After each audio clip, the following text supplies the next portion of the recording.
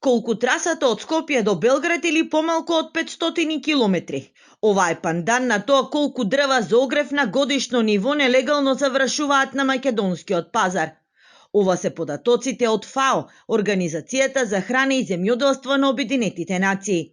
Загрижува фактот бидејќи овие бројки се далеко над формалните податоци, објаснува шумарскиот инженер Сашко Петровски, кој е председател на Сдруженијето Рефорт. Формалните податоци, јавните податоци на институциите се некаде 25 до 30.000 кубни метри на годишно ниво.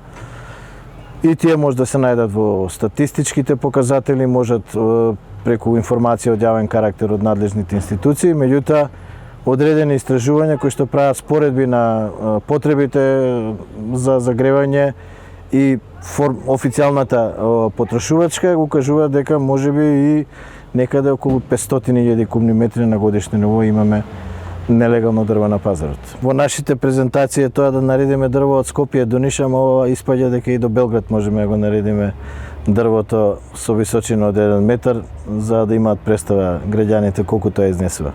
Масакарот на македонските шуми е резултат на исплатливиот бизнис од кој стотици илјади евра годишно ќари организираната шумска мафија. Постојат сомнежи дека и позади апокалиптичните пожари, кои ова лето проголта околу 9% од шумскиот фонд во државата, се крие токму бизнисот со пелети.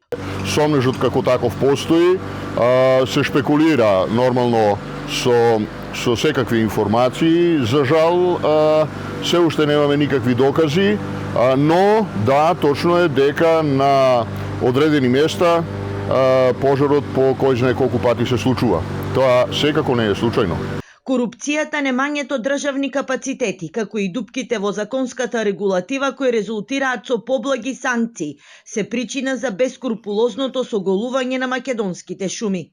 Според податоците со кои располага Сдруженијето Рефорт, само во изминатите 2 години шумска полиција има поднесено над 900 кривични пријави за нелегална сеча, а бројот на решени предмети е 0.